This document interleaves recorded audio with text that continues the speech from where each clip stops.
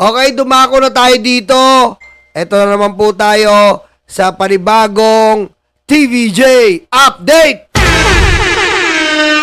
Ito nga po, nag-post na naman po si Daryl Yap. Sa loob ng 40 taon, pakinggan at paniwalaan nyo na ang mga sikat. May mga pangalan, mga makapangyarihan, mga nagsalitang sila ang may alam. Mga nagsabing sila ay kaibigan. Ngayon, bigyan natin ng pagkakataon ang inang nananahimik ng napakatagal na panahon. Ang inang matapos mawala ng anak ay patuloy na nasasaktan sa mga paratang at panghusga. Tapos na ang pananahimik ng nakababatang kapatid ni Pepsi na nooy 15 years old lamang. Kasama ng aktres hanggang sa mismong araw na siya ay natagpuang walang buhay sa loob ng aparador. Mananahimik ang kasinungalingan dahil walang kamatayan ang katotohanan. Sila naman ang magsasalita, sila naman ang magkukwento. Pamilya higit sa lahat. The rapist of Pepsi Paloma. Ayan, sabi niya. Ito raw po ang pamilya ni... Ito raw po ang magsasalita, ang pamilya ni Pepsi Paloma. Ngayon, sa mga comment po, sa mga comment po, ito po nakakatuwa. Tignan nyo. Anong alam ng nanay? Pinalayas nga daw niya noon si Pepsi, sabi ni Coke sa interview. Totoo yun eh. Hindi mabuti ang relasyon ni Pepsi sa nanay niya at sa pamilya niya, Daryl Yap. Ha? Kasi nga, magkakasama si Coca at si Pepsi doon sa iisang bahay nga. Dahil nga nai-stress siya sa pamilya niya, ang daming inihiling sa kanya. Oh. Ang daming inihiling sa kanya. Ngayon, paano mo mapagtatagni-tagni ang kwento kung saan ang nanay ay madalas pang hindi kasama dahil ang madalas nilang kasama ay manager. Oh. Hindi mo mabubulag ang sambayan ng Pilipino. Maawa ka kay Pepsi, Daryl Yap. Maawa ka sa tao. Di ba? Si Pepsi Paloma, umantong siya sa pagdodroga dahil nga nai-stress at nadidepress siya sa pamilya niya. Sumabay pa yung manager niya na kung ano-ano ang binibigay na issue para lang umangat yung pangalan niya. Kita mo, nung after, nakailang pelikula after masangkot sila sa TVJ, nakailang pelikula si Pepsi Paloma, di ba? Lahat patok sa takilya. Kasi nga, pinag-usapan eh, ganun ang estilo nun eh. Oh. Ngayon, ikaw, bahala sa buhay mo, Daryl Yap, kung gusto mong idikit yan dito, yung mga pamilya niya na para sa amin, invalid yan.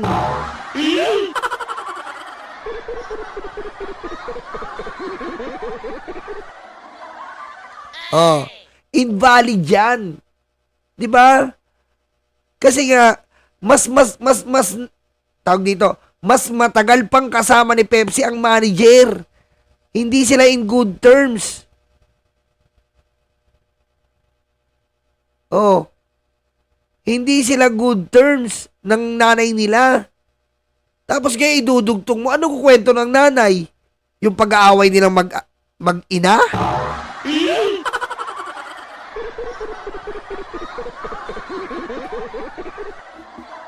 Oh. 'Di ba? Oh, dito tayo. Dito tayo kay La Direk. Pagkakalam ko, wala naman talagang available documents in that. Unless meron silang pinagtagitan din ng mga kwento, whatever. Pero may nagsabi nga, ito nag-react si Daryl Yap tungkol sa Coco Nicolas issue na yan. Sabi niya, kung yung mga Coco Nicolas daw, tigilan nyo na yan kasi hindi raw close si Coco at saka si Pepsi. Daryl, I'd like to, gusto lang kitang i-refute on that, no? Unang-una, ang lakas ng loob mo para magkumpirma that si Coco Nicolas at si Pepsi Paloma ay hindi close. Nagsama sila, nagkwento si Coca na nagsama sa bahay. Oo, at isa lang yung manager nila. Yes, isa At yung mga manager. panahon na yun, sila pare-pareho sila mga sikat. Oh, kita mo? Ayan o. Eto si Jobert, ang tatanda na itong mga to. Ang tatanda na itong mga to. Kita mo, isa ang kwento nila, si Nanay Christy, lahat. Si Arnold Clavio, lahat talaga. Kasi nga, mas matagal pa magkakasama yan. Yung soft drinks beauties, tsaka yung manager niya, kaya sa pamilya nila. Yun ang legit eh. Saka ngayon nungugod ng kwento sa nanay. Oh, saan ka kukuha ng kwento? Oh, soft drinks. Yes, Kumbaga, yes. ma-activities Yes, yes, yun. oo. Dahil ang lakas ng loob mo para paniwalain ng mga tao na mas may alam ka. Oh. Bakit close kayo ni Pepsi? Hindi Oh. ka pa pinapanganak noon, anak. Daryl, alam just yung anak, Daryl. Hindi ka pa pinapanganak that time.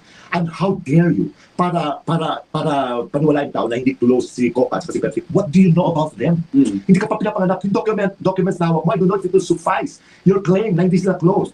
At saka naalala ko, meron nag-comment sa Arnold Clavio, kaibigan nating Arnold, no? Nag-comment na siya that he was expecting some decency about this kasi parang it was malicious lang on the part of Daryl's. Ano sabi niya na nagpapa-controversial lang nasa likod ng pelikula at ang pag-iingay na ito ay malinaw na paghingi ng simpatsya dahil malabo itong mapayagan ng NBRCB na may hayagang panilang puri o defamation. Sino ang source of information ng eksenang napanood o ito ba ay bahagi na isang panaginip ng mga karakter? Di ba, maluwanag ito sinabi ni kaibigan Arnold. Alam mo, So, ang bakit ni Daryl, Ang sagot na ito na Oo. sino ka para pangunahan ng NBRCB? Huwag ka naman manapatahe. Hindi ko naman gagawin yung ang paglabag kay balabagan. Ayoko gumawa ng film tungkol sa reporter na nabuntis ang traumatized and abused na OFW at kino-cover lang niya ang storya kaya chill ka lang. Huwag mo kong lecture-lecturean sa moralidad at tama o mali ha. Yung binibintang sa akin, puro invento, puro bunganga. Yung sayo, may bunga. di ba? Daryl, anak ha? Iba ang issue. Iba ang issue na pinupuntirya ni Arnold. Kung meron man siyang issue na sarili niya, that is not an answer to that question, to that issue. Pinersonal mo si Arnold. Ang pinag-uusapan dito is about the Pepsi Paloma thing at you claim about the Sotos Kung magana- Diba, huwag kang balat sibuyas, huwag kang bastos sa iyong sagot. Kumbaga sa yung sa eskwelahan na kailangan yung i-prove yung pros and cons. Tapos bigla magpe-personal ka, talo ka. Oo, kumbaga yung ibinabato mo sa kanya, kumbaga parang pinapapaan mo sa, okay, fine, nandun tayo na sa yung kredibilidad na gusto mong iparating sa tao na anong kredibilidad mo para ka magsalita na parang nagbabalis. Hindi naman sa kanya kinukonfront lang yung issue. Totoo nga naman, it's not even about passing through FTRCB. Kahit na si Lala Soto na pamangkin ni Vic Soto, anak ni Tito Soto, ang chairman, kung alam niya na pwede na, kasi hindi naman paglabag sa alituntunin ng FTRCB, ipapasa niya yan. But, what is your basis? Kumbaga, binastos mo naman si Arnold dito na ang laban ay pinag-usapan yung tungkol sa Pepsi Paloma case pero binato mo siya kay Sara Balabagan issue. That is not fair. Tama. Pero mo, nag-comment lang si Arnold Clavio, ang binato niya kay Sara Balabagan. Kita mo yung ugali nito ni Daryl Yap. Iba rin ugali nito eh. Babatuin mo siya ng facts. Babatuin kanya ng talagang personal na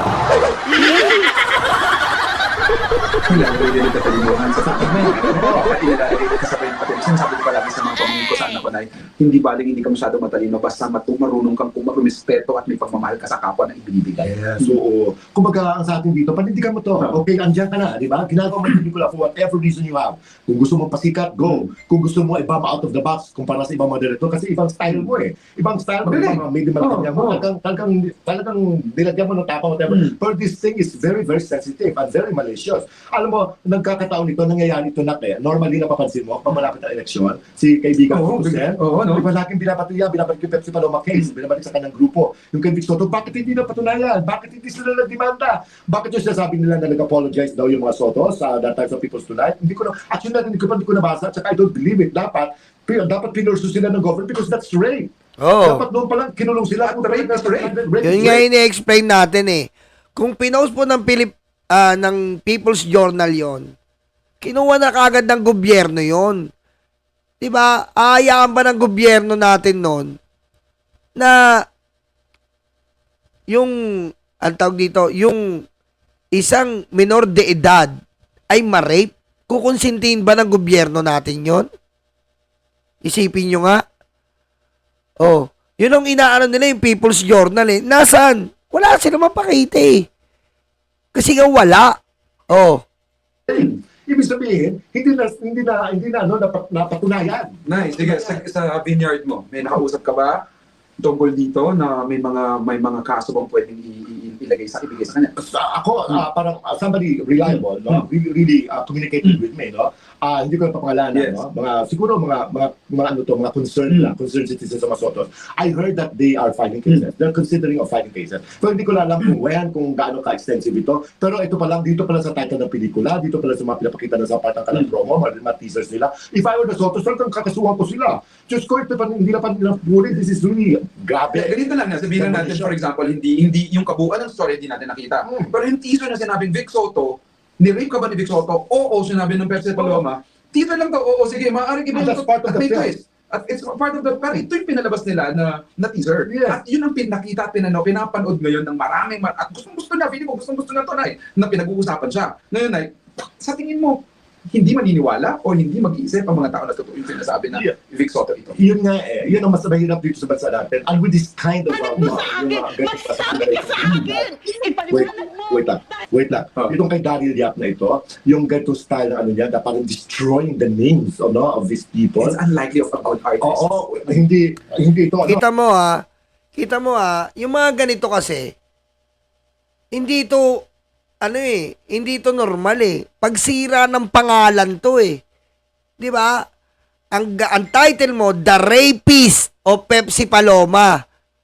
Tapos, here comes the trailer or teaser. Ni-rape ka ba ni Vic Soto? Umaming ka. Oo!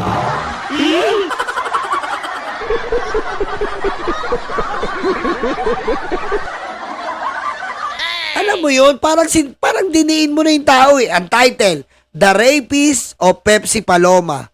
Tapos ang teaser, ni-rape ka ba ni Vic Soto? Oo!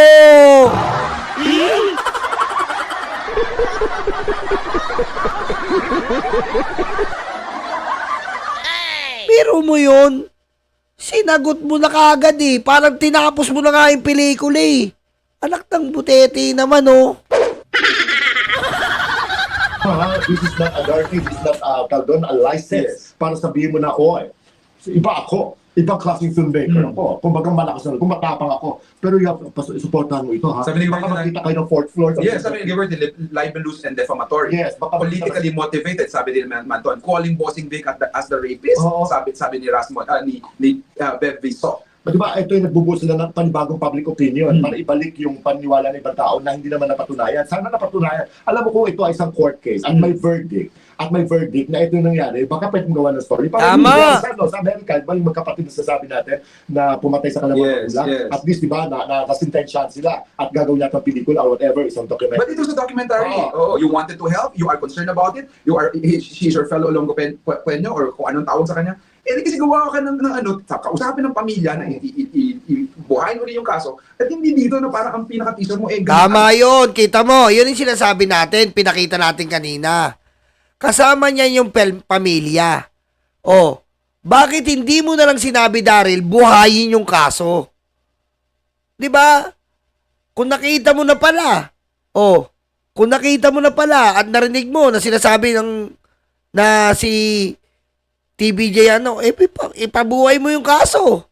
O kaya yung documentary mo, medyo hindi naman talaga naninira ng puri. Grabe manira ng puri.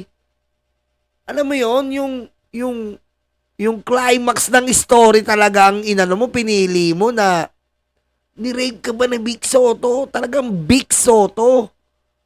Hindi na lang, ni-rape ka ba? Tapos sagot Pepsi, oo, yun lang dapat. Pwede naman ganun eh. Kaso, ginawa mo, paninirang puri. Pwede namang, ni-rape ka ba, Pepsi? Oo! Period. Tapos. Pero ginawa mo, sobrang paninirang puri na eh. Ni-rape ka ba?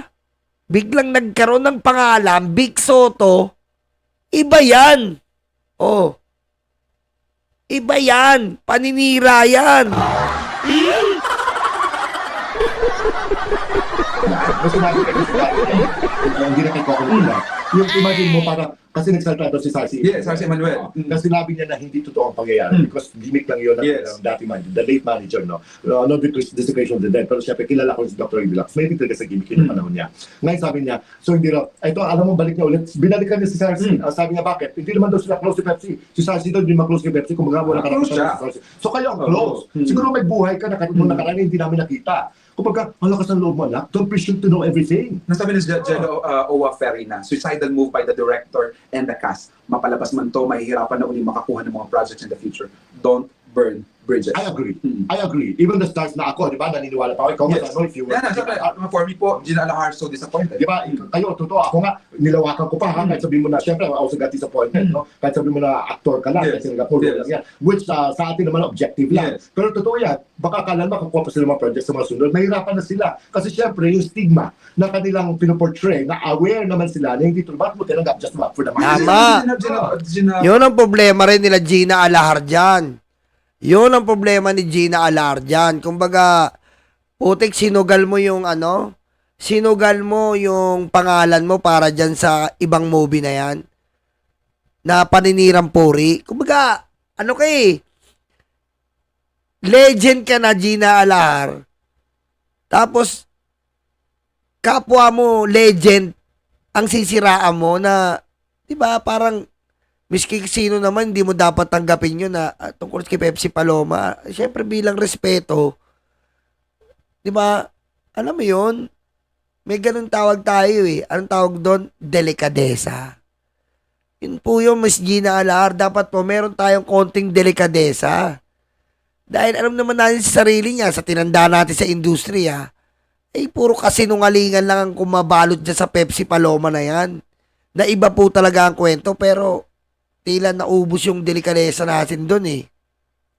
Alahar is Gina Alahar, isang direktor, isang artistang pinagpipitagalan, nirerespeto sa industriya, tapos eto bigla, sasabihin ng isang Vic Soto, na doon sa role, parang kung ako ang artista, cringy sa akin yun. Hindi ko kayang siraan ng isang tao para lang makapag-portray ng isang character. Eto pa na, isa pang analyzation. No? 1982, kinasal si Dina Bonavia sa si Vic Soto. No? 1985, nagpakamatay si Pepsi Emmanuel. Sa Pepsi Paloma. In between that, na-rape siya doon sa panahon na yun. No?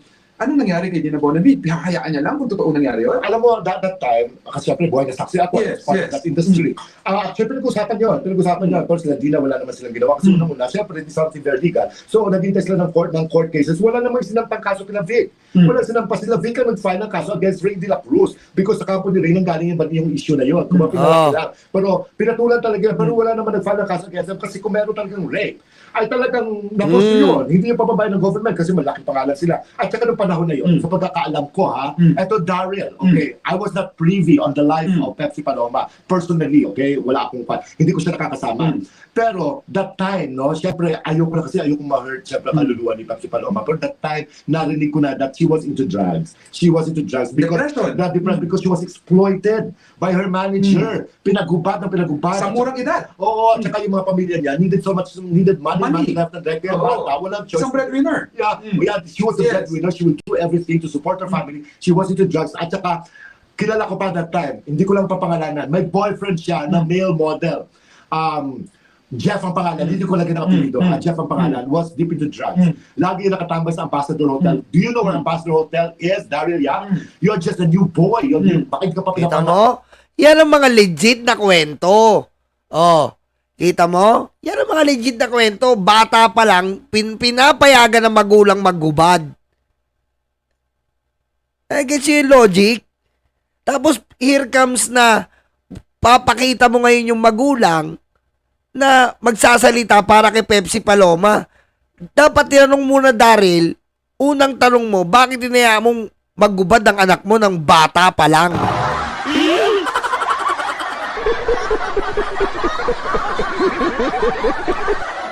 Oh.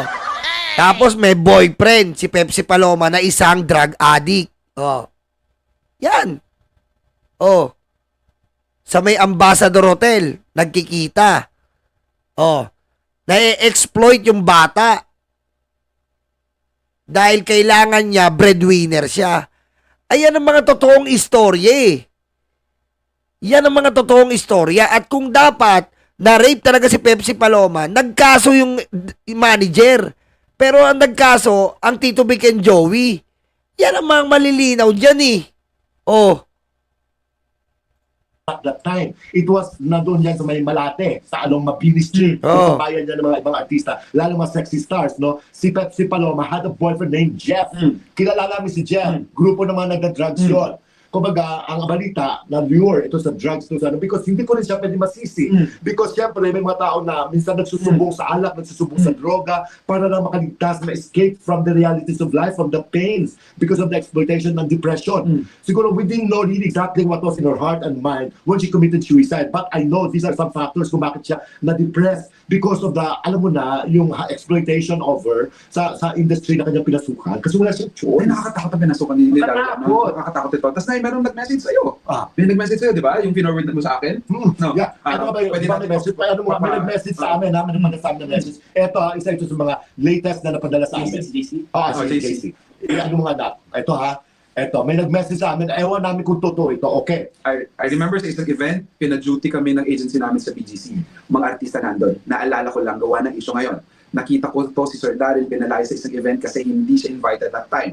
Tapos nang gugulo katabi niya sa table yung Halosos family. Naku po, patay ka na neto. Oh, basahin ko ha. I remember sa isang event, pina-duty kami ng agency namin sa BGC. Mga artista nandun. Naalala ko lang, gawa ng issue ngayon, nakita ko to si Sir Daryl, pinalaya sa isang event kasi hindi siya invited that time. Tapos nang gugulo, katabi niya sa table, yung Halusos family. Patay na. Naku po. Finish na to, finish na. Delikado to. Delikado. Nagtatagni-tagni na ngayon ng istorya. Yan ang sinasabi natin eh. Yan ang sinasabi natin.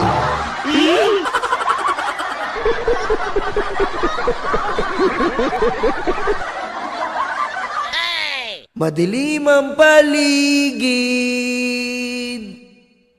Nakita ko sa may BGC. Direktor na pandak. Kasama niya ang talunan natin.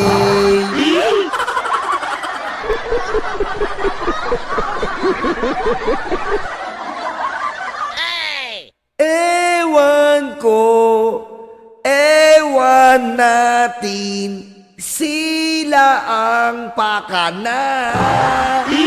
At bakit ba 2025 na di pa rin makamove on pamilyang yan?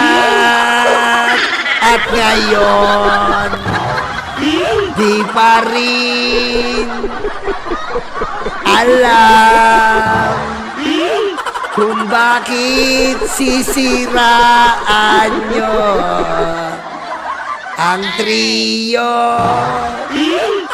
ng Pinas sa pelikulang ito.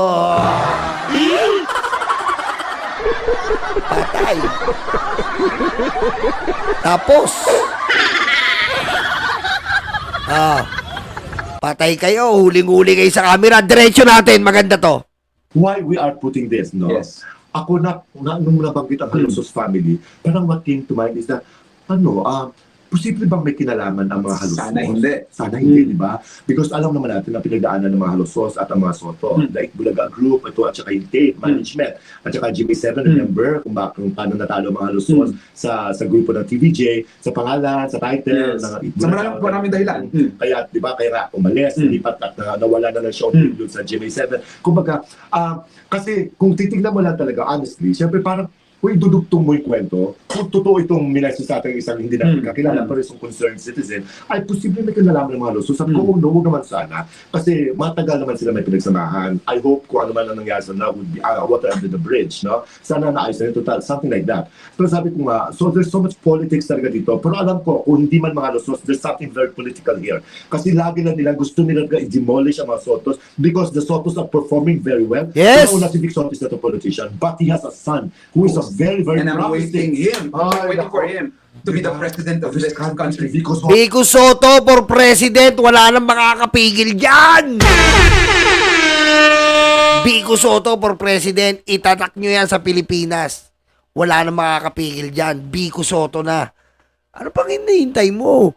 Huwag ka nang magbibingka dyan. Magbiko ka na.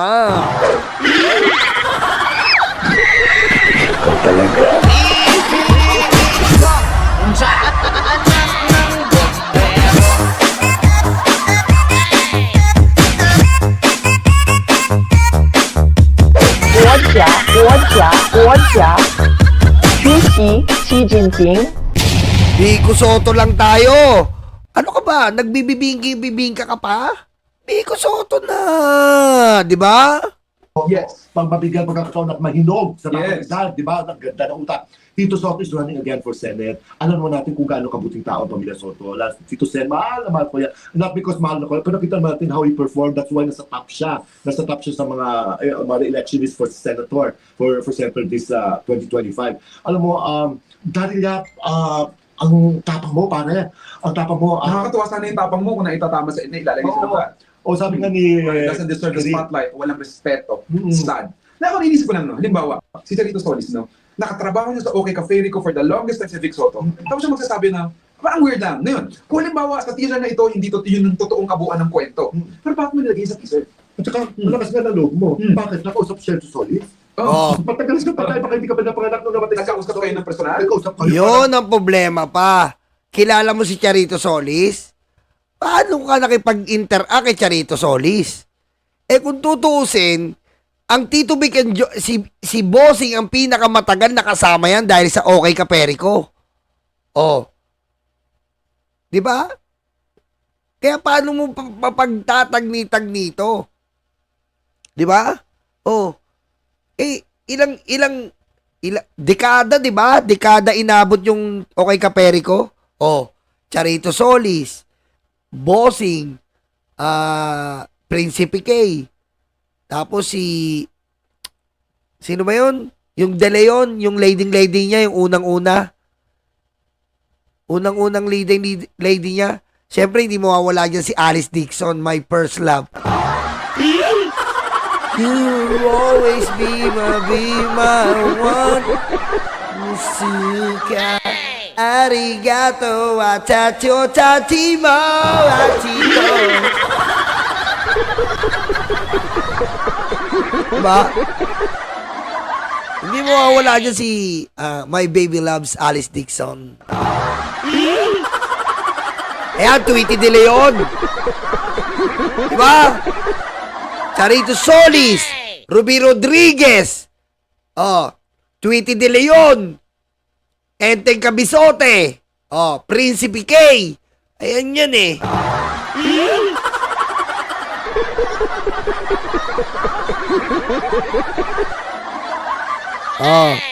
Yung Black Beauty, Tweety De Leon, di ba?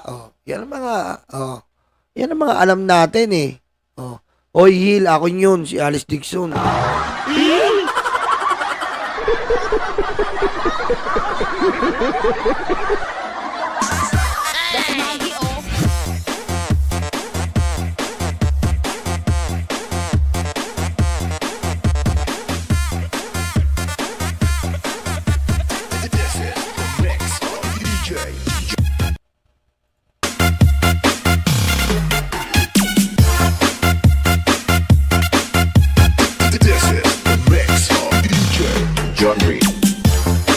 Shoutout muna tayo. Ramon Marcial, Au Lahor, Jajak Leopasil, Abordo, J8, Sweet Sense, Richie Valdivia, I'm Spinks, Rose Oimatsu, Lorna Llamas,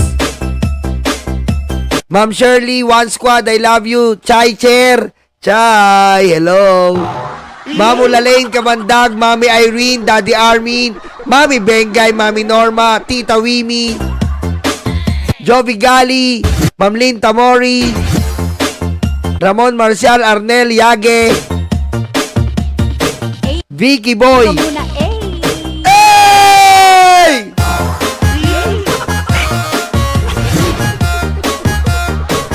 Sammy Vlog Barito, Elia Kaoli. Ba't ganyan mga pangalan nyo ngayon? Putik, ang hirap banggitin. Anong mangyari? Jason Rivera, Johnny Ballesteros, Daisy Cruz, Elizabeth Abedilla, Chanel Paris, paring School de Vera,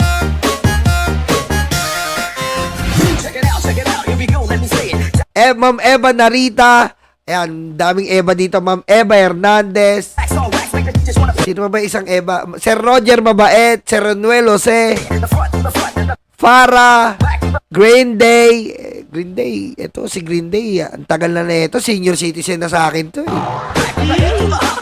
Kiwa Tua, musik na pangalan yan, Kiwa Tua, Ronaldo Salazar. Oh, teka lang, may request. Boss, pag-greet naman si Miss Q, Mrs. Q Ellen Salazar, name niya, birthday niya today, thank you. Happy birthday, Mrs. Q Ellen Salazar from Ronaldo Salazar. Happy birthday! Shoutout din kay Nyolo. Ship-shipin mo, Kiko. Pusang ama! Ano yan? Wonder Woman. Nyolo, sip-sipin mo, Kiko. Pusang ina.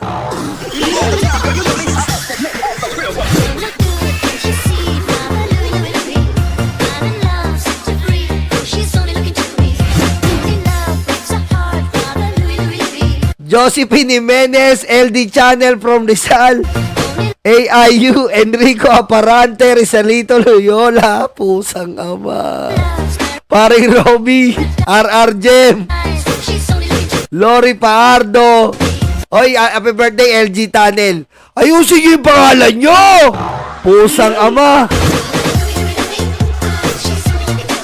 Kylie Juni.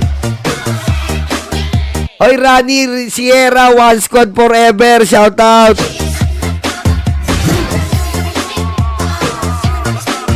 Francis Erica Valia, Gina 31. Josephine Jimenez from Santiago, Isabela. Uy, battle patong yan.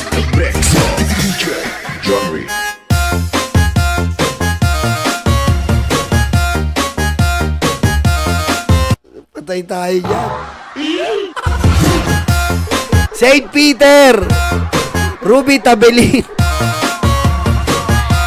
Mga walang ya kayo. kaya pa? Charlie Whiskey. Putik, 3 oras tayo.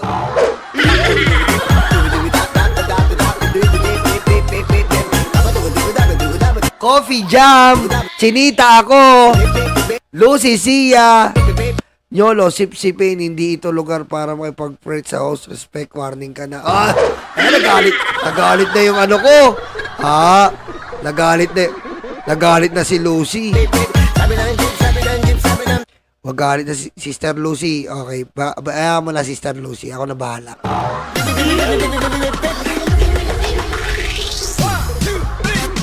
Gagala kasi.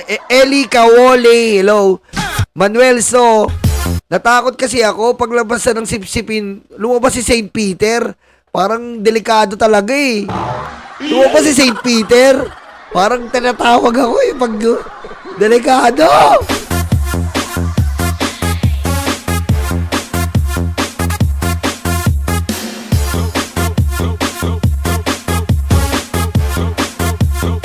Ray Ann, Sammy Vlog.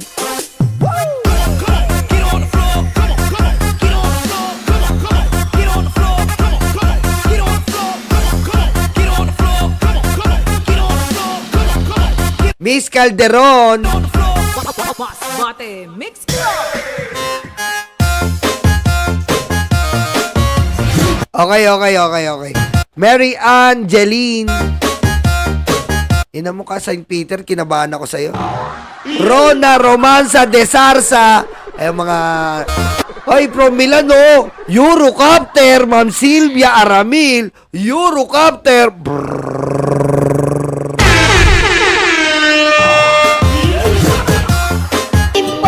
Ang pakay nyo'y mga soto, lalong-lalo yung kamukha po ninyolo.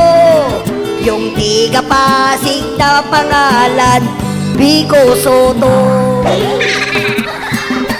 Ano sa'yo ang pelikula, paninira pala. Nananahimik na buhay, wawasakin niya. Anong klaseng pag-uutak, kaibigan, huwag ganyan. Kung gusto mong magkapera, sa malinis kumuha ka. Di nyo na masisira ang mga soto. Alam na namin kung anong tunay at totoo. Lalong-lalo si Yolo may kamukha to. Yung Pasig Mayor po pala na Vico Soto.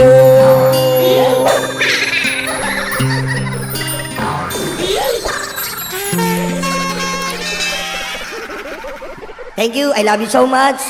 Thank you for the 3 hours na parang sogo.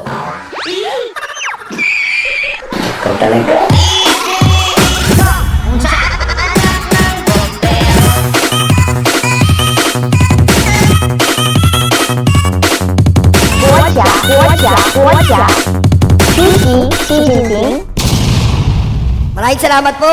Mabuhay po ang TVJ, mabuhay ang Itbulaga, mabuhay tayong Dabar Cards. Handaan nyo mga Dabar Cards, malibag mga karayuma. Sama-sama tayo sa bagong Pilipina.